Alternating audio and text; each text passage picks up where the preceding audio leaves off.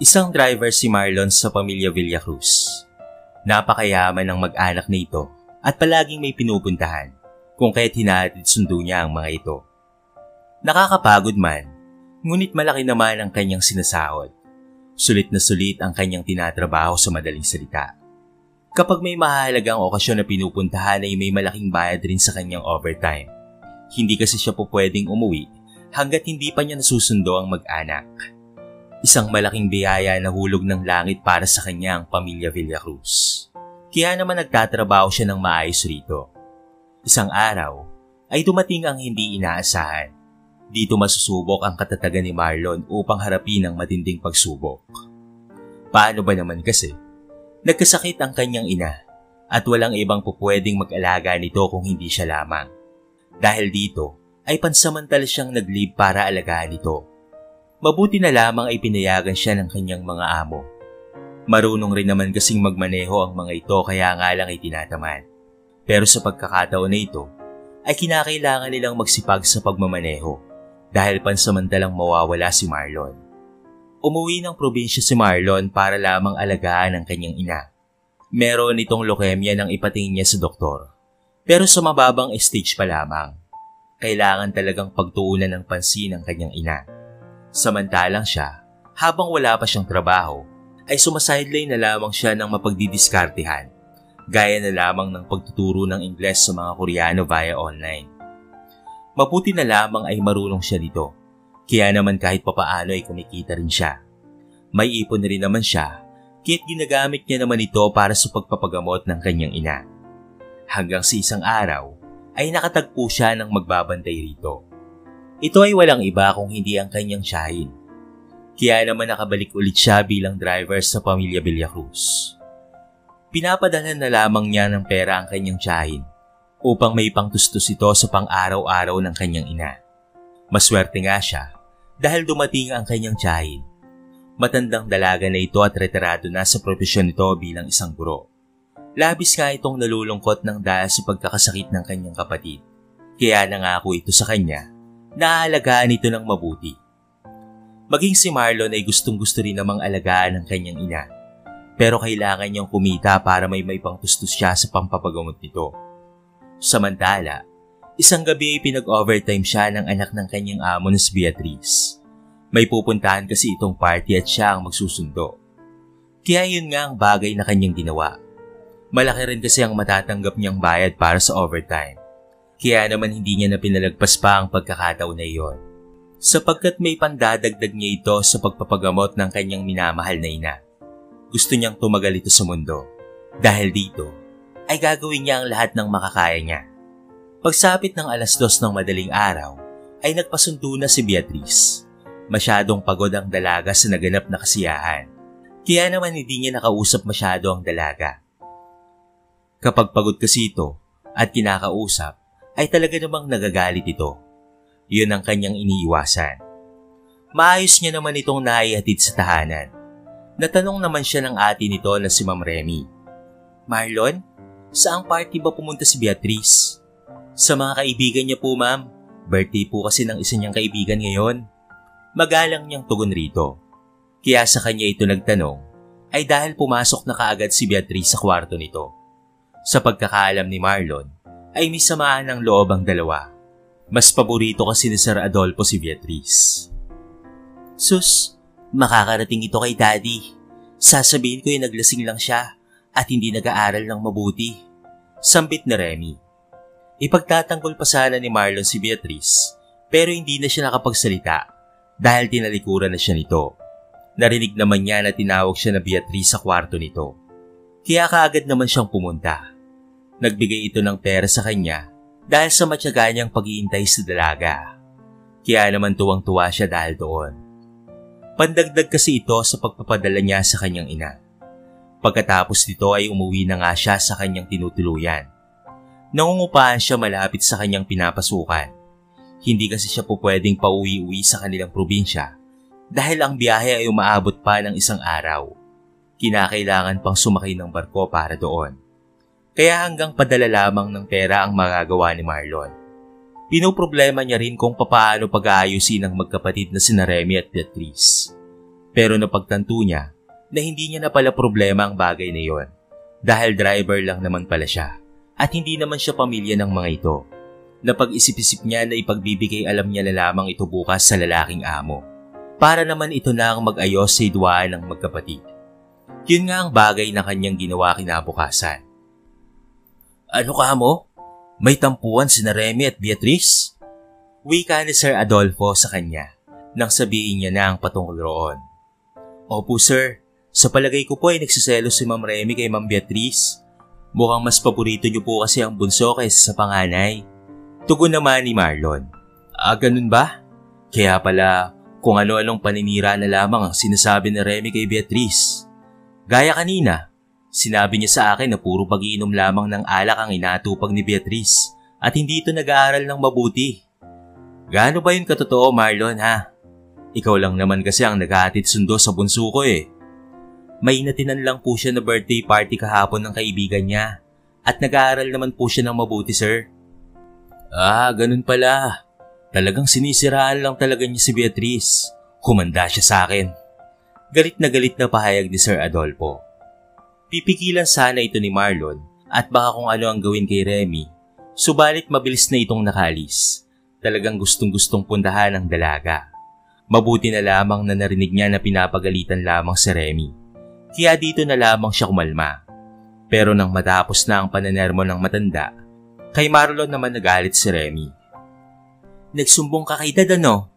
Ang sabi niya, may nakapagsabi sa kanya na nag-aaral naman ng mabuti si Beatrice. Ikaw lang naman ang palagi niyang kasama, kaya alam kong ikaw yon.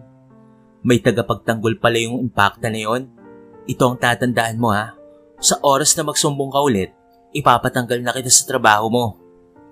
Ma'am, huwag naman po kayong ganyan sa akin. Nagtanong lang naman po ang daddy niyo sa akin. Kit sinagot ko lang po siya ng totoo. Tama naman po na nag-aaral naman po ng mabuti talaga si Ma'am Beatrice. Pasensya na po kayo ma'am. Paliwanag ni Marlon. Hindi ako nagbibiro. Mangyayari yan kapag inulit mo pa. Wika nito at umalis na sa kanyang harapan. Samantala, habang nagmamaneho si Marlon sakay si Beatrice papuntang universidad, ay bigla na lamang nagsalita ang dalaga. Ibinuntong ba ni ate ang galit niya sa akin sa'yo, Kuya Marlon? Opo ma'am. Ang sabi niya pa, ipapatanggal niya daw po ako sa trabaho. Sa oras na magsabi lang ako ng totoo. Totoo naman po na nag-aaral kayo ng mabuti ma'am eh. Bakit po galit na galit sa inyo si Ma'am Remy? Dahil sa klase ng kanyang tanong, ay napabuntong hininga si Beatrice. Yun ay dahil nalaman ni ate kamakailan lang na siya ay ampun lamang. Nagulat naman doon ang lalaki. Ho? Ampun lang ho siya? Pero hindi po halata ah. Oo, ampun lang siya. Ang sabi ng parents ko, anak raw siya ng cook namin dati. Kaya nga lang, ay namatay sa panganak si Aling Alma. Wala nang pamilyang kumukup kay Ate Remy. At dahil wala pa naman sila mama noon na anak, at hindi pa ako nabubuo, ay inampun na lamang nila si Ate Remy at itinuring na parang tunay na anak. Kwento ng babae. Kung ganun, dapat pa palang magpasalamat na lamang siya dahil kinupkup siya ng parents mo. Hindi kailangan nakainggitan ka pa ng dahil lamang sa ikaw ang totoong anak. Mariing umiling ang dalaga sa inihiyag ni Marlon. I realize na hindi siya naiinggit. I think hindi niya lang matanggap na siya ay ampun lamang hanggang sa ngayon. Napatango na lamang si Marlon. Napagtantong tama nga ang inihiyag nito. Nang mayatig niya na ang dalaga sa universidad, umuwi na siya papuntang mansyon dahil ilang oras pa naman ang bibilangin ng uwian nito. Nang lumipas na ang mga oras na iyon, ay sinundo niya na nga ito. Siya nga pala, Kuya Marlon, yung sinabi ni ate, huwag mo na lang intindihin yun ha. Hindi ka mapapaalis ng dahil lamang roon. Seryosong pahayag ni Beatrice. Naku ma'am, maraming salamat po ma'am. Tugon niya rito. Walang ano man yun. Tinitimbang ko lang talaga kung ano yung tama. At tama ka, nagsasabi ka lang ng totoo Kuya Marlon. Noong makauwi na si Marlon sa tinutuluyan niya, masayang-masaya siya. Nawala na rin sa wakas ang pangamba niya na baka matanggal siya sa trabaho. Pero mabilis na nawala ang tuwa ng binata nang tawagan niya ang tiyahin para kamustahin ang kalagayan ng kanyang ina. Ano, Tita Meling? Nagdugo ang ilong ni Mama kanina? Nasa ospital siya ngayon at kailangan niyo ng pera? Sige ho, magpapadala ho ako. Diyos ko po, ano ba naman to? Nag-aalalang wika na lamang ni Marlon. Pinadalhan kasi siya ng picture ng kanyang tiyahin, kung saan ay nakakumpine nga sa ospital ang kanyang ina. Dumiretso si Marlon sa Cebuana upang doon ay magpadala ng pera. Sa loob-loob ni Marlon, mukhang kinakailangan niya na naman na magpunta sa probinsya. Labis-labis na kasi siyang nag-aalala para dito. Pakiramdam niya hindi siya makakampante hanggat hindi niya ito nakakausap ng personal o mayakap man lamang. Hanggang sa makapagpasya na nga siya na kailangan niya nang umuwi sa probinsya kahit 1 linggo man lamang. Nagpaalam siya kinabukasan kay Sir Adolfo at pinayagan naman siya nito na mag-leave. Nang makarating na nga siya sa probinsya, nagulantang na lamang siya nang malaman na nasa stage 2 na pala ang leukemia ng kanyang ina.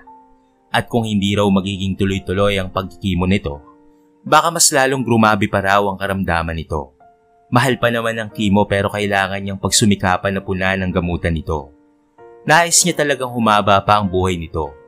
Gusto niya pang bigyan ng magandang buhay ang kanyang ina. Kaya talaga namang gagawin niya ang lahat kumaling lamang ito.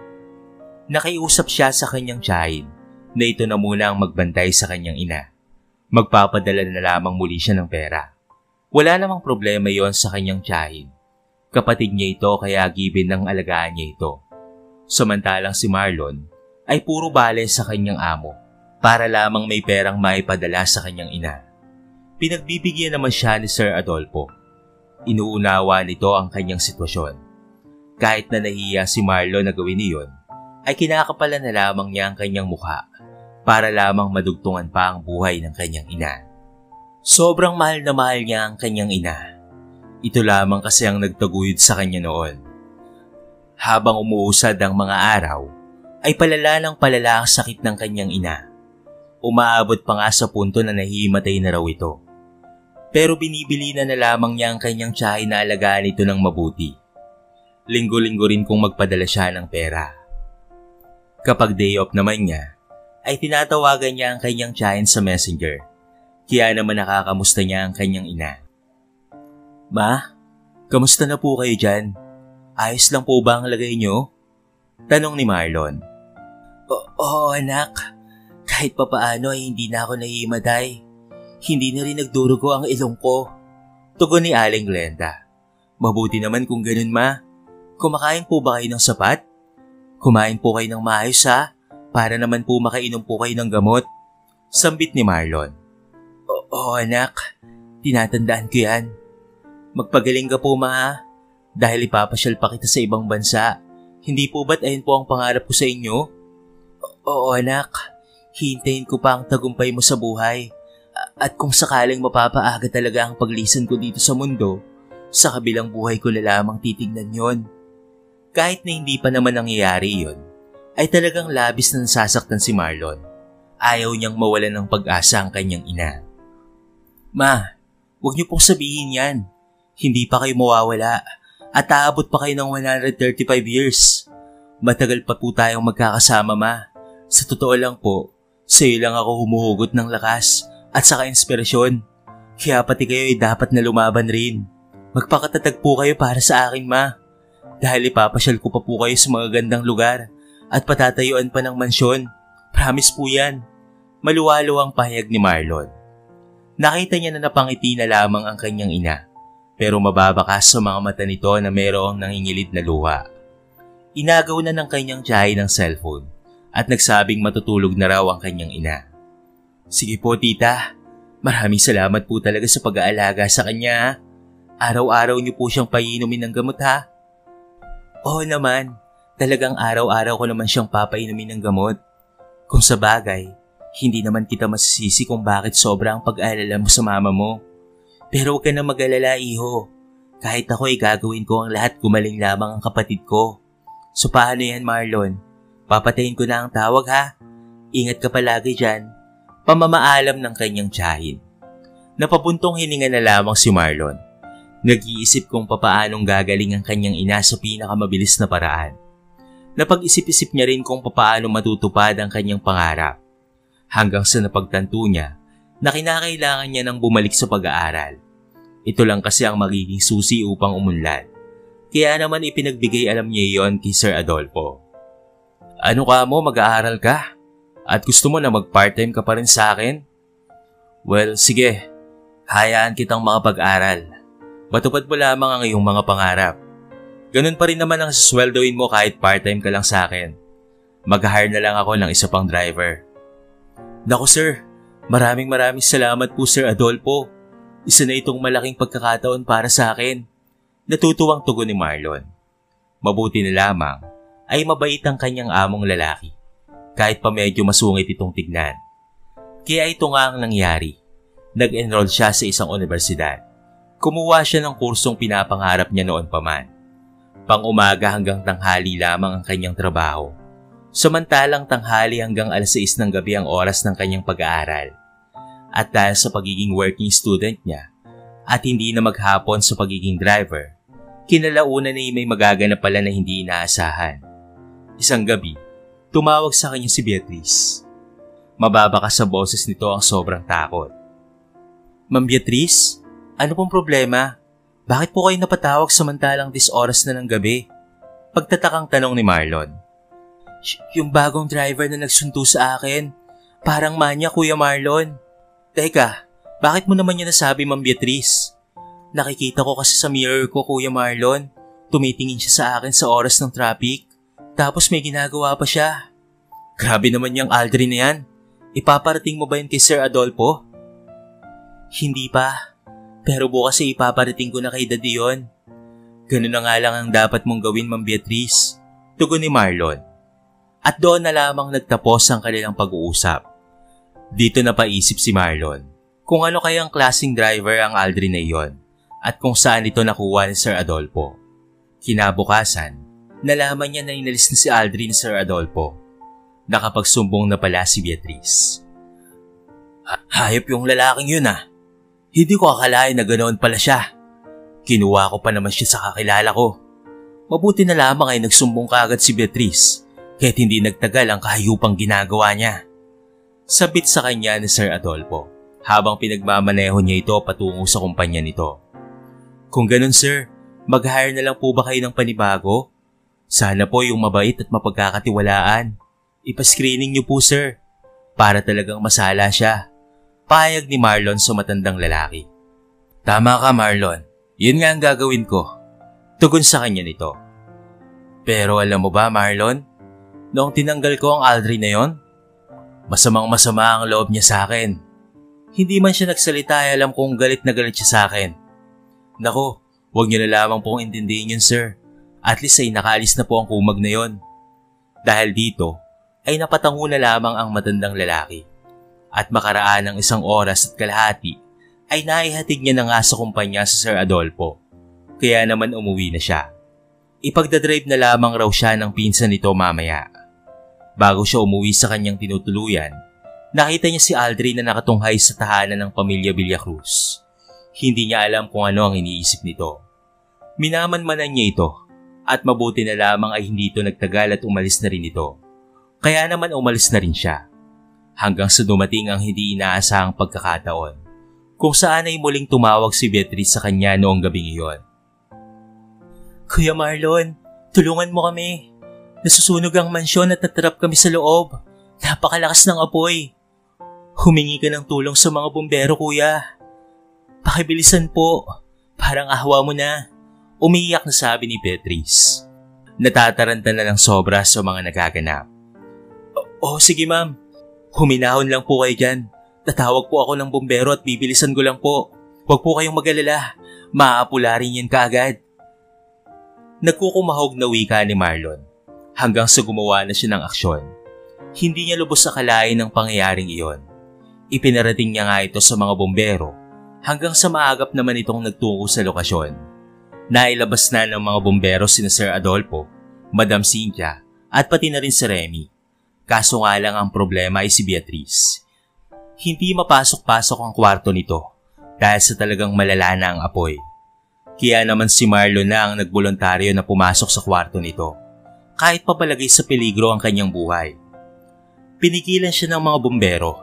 Samantalang sina Sir Adolfo ay panay lamang ang pag-iyak dahil sa labis na pag-aalala para kay Beatrice. Ngunit hindi nagpaawat si Marlon. Dali-dali siyang pumasok sa loob ng mansyon. Pero bago iyon, ay humiram muna siya ng tuwalya kay Remy at binasa muna ito ng tubig. Tama nga ang sinabi ng mga bombero. Malala na ang apoy sa banda roon. Pero sa palagay niya ay makakapasok pa rin naman siya basta't lakasan lamang niya ang kanyang loob. Sinuong niya nga ang apoy at naririnig niya na humingi ng tulong si Beatrice. Pinasok niya ang kwarto nito at nasilayan niya na nakadapa na ito. Inalalayan niya ito at saka binuhat para mapabilis ang pag-alis nila sa lugar hanggang sa makalabas na nga silang pareho.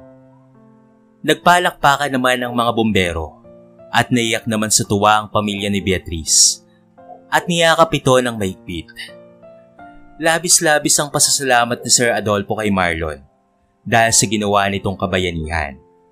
Mabuti na lamang ay naisalba ng matandang lalaki ang kanyang kayamanan at syempre ang pamilya nito. Sa sumunod na araw, nalaman sa CCTV ng kapitbahay na si Aldrin pala ang may gawa ng pagkasunog ng bahay nila.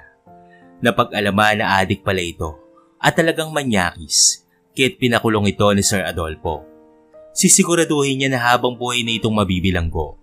Sa kulungan na mabubulok ang manyakis na lalaking ito. Mabilis namang naipaayos ang kanilang mansyon. At dahil sa pasasalamat ni Sir Adolfo kay Marlon, ito na rin ang nagpaaral sa kanya at nagpagamot sa inang may sakit. Kaya sa bandang huli, ay nakapagtapos na rin siya ng pag-aaral at gumaling na rin ang tuluyan ng kanyang ina. At ang ikinatuwa pa ni Marlon ay nang malaman na nagkaayos na rin sina Remy at Beatrice. Napagtanto nila na mahal nila ang isa't isa noong may nangyaring trahedya sa kanilang buhay. Kahit hindi sila magkadugo, naghari naman sa kanilang puso ang pagmamahalan nila bilang magkapatid. Samantala, ngayon ay may maganda ng trabaho si Marlon at wala na siya sa pamilya Villacruz bilang driver. Ang dalawa naman na pumalit na driver sa kanya ay kapareho niyang mabuti at tapat sa trabaho. Samantala, sa mga naranasan ni Marlon, dito niya napagtanto na pagpapalain ka ng Diyos kung ikaw ay tapat sa iyong ginagawa at ginagampanan mo ng tama ang iyong trabaho. Ngayon ay natupad na niya ang kanyang pangakong pangarap para sa kanyang ina. Naipapasyal niya na ito sa mga gandang lugar sa ibang bansa at higit sa lahat, nakapagpatayo na rin sila ng sarili nilang bahay. Kasama na rin noon syempre ang kanyang tiyahin na tinatanawan niya ng napakalaking utang na loob. Nangyari ito sa buhay ni Marlon sapagkat sinusunod niya lamang ang makalumang kasabihan na kapag may tinanim ka na kabutihan ay may aanihin ka na kasaganaan. Ito ay katulad na lamang ng natatamasa niya ngayon dahil isa na siya ngayong matagumpay na negosyante.